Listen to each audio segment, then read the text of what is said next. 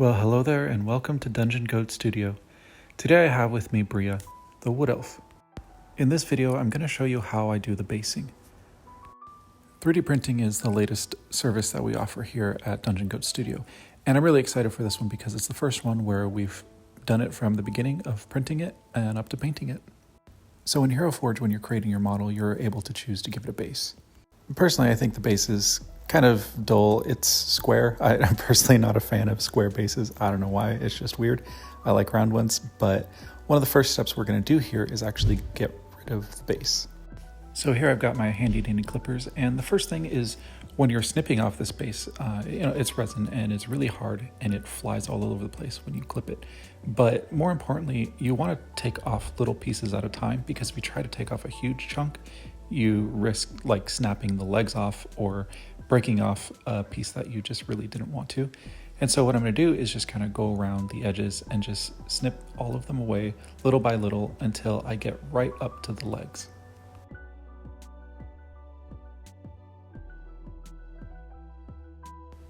With all of that out of the way, we can see that it fits on the base just fine. This is a 25mm base that I picked up on Amazon. I think it came in a bag of 100 or so, but they come in handy to have around. In this case, I'm going to use some gel super glue. I'm starting to like the gel stuff just because it gives you a little bit more control and it doesn't just run off. But I'm just going to put some of that on the bottom and then stick it on the base. And then if you're lazy like me, you can use some super glue accelerator and just spray it on a little bit and it will instantly harden that super glue. I just wanted to point out how it's kind of nice that it leaves that little flat base on the bottom, because it seems kind of like it's standing on the floor of a dungeon or something. So here we're going to use the Army Painter rocks and Elmer's glue.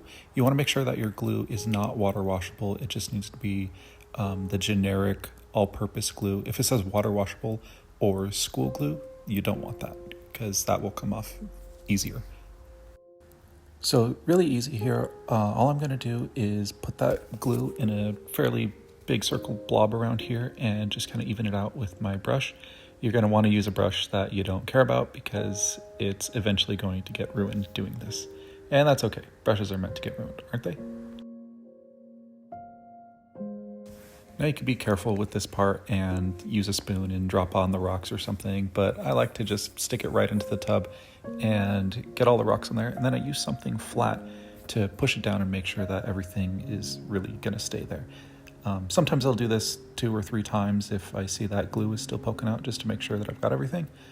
But then you tap it and you make sure to get all of the stuff off of the sides. It's a lot easier to get off right now at this stage before it dries, because if it dries and then when you try to take it off, you might pull up some of the rocks on top of the base, and you don't want that to happen. So you might as well do it now. Now, if you don't have a hairdryer, I highly recommend you get one. It can be an extremely cheap one from the dollar store if they sell them. I don't know if they do, or just a little travel one. It doesn't need to blow hot. It doesn't need to be fancy or anything, just something cheap. And I tell you, I use it for everything because I am way too, I don't even know if it's lazy. I'm too impatient to wait for things to dry, and I am constantly using my hairdryer on everything. Now this has become a kind of a go-to for me when I'm doing bases, because I found that I like using the rocks just as the base and then painting it a different color, and the rocks end up being more of like a texture, and it's not like they need to be rocks. I just want a nice texture on the base. And so what I'm doing here is, we put down the rocks and then I'm going to use uniform gray to color them. And part of this is just because, this model is going to be used for Dungeons and Dragons, and part of Dungeons and Dragons things place in dungeons. So I figure, I might as well make it this kind of gray color. And so I'm just going to thin down the paint a little bit with some water, this way that it falls into all of the cracks, and it's a lot easier to put on, because if you try to get straight out of the pot or out of the bottle, it's too thick and you have to push it a lot, and it just doesn't quite get into all of the crevices and the texture of the rock. So water it down a little bit before you start doing this. And like I was saying with the rocks just being a texture, you could totally just make this all black and then use a tiny bit of a dry brush for a highlight on it, and it looks super good. It looks so much better than just having a straight black base.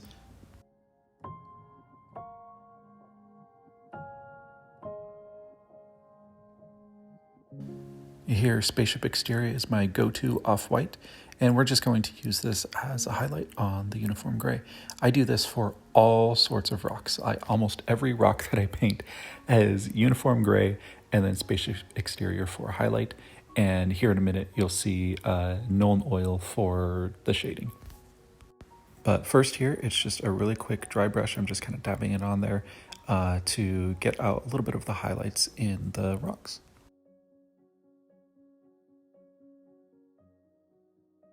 Now here I'm going to load up quite a bit of Nuln Oil on the brush and just dab it on all over the place.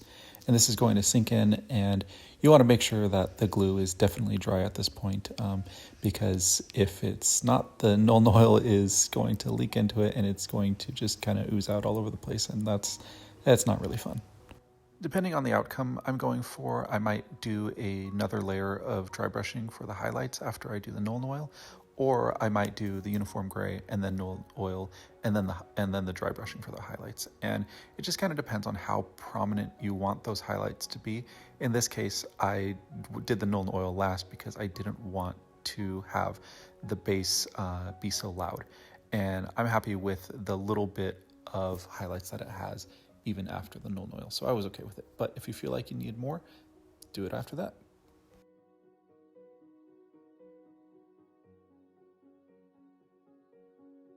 And most importantly, the last step to top things off is to put a black ring around the base. And I mean, you could use whatever color you want, but I tend to like black around the base.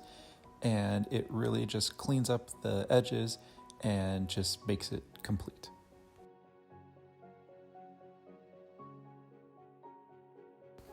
Now for me, the final step is doing a gloss varnish and then a matte varnish.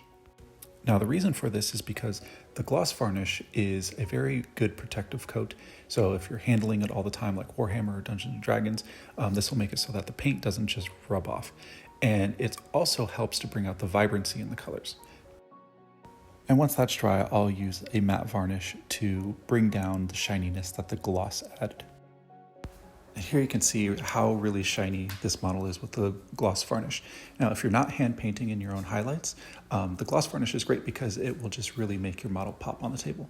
But if you are hand painting your own highlights, then it's nice to have matte. So now here's the difference with the anti-shine matte varnish. And for me, I mean, it's night and day between how shiny this thing is. If you need to, just scroll back and forth on the timeline just to see the differences.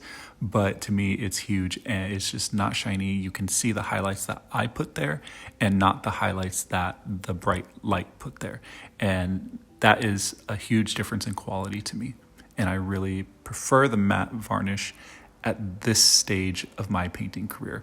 I've gone from really liking the glossy varnish and all the way now to really liking the matte varnish. Who knows, I might flip-flop between the two, but right now my opinion is that I prefer the matte varnish. Well, that is all I've got for you today. Thank you so much for hanging out here at Dungeon Goat Studio and listening to me ramble. I hope you had a good time. I can't wait to do another one of these videos and to just keep pumping them out because I've got so much content sitting in my backlog that I just need to push out, and I am going to do it. We're going to do it. We're going to do this. I'll see you next time.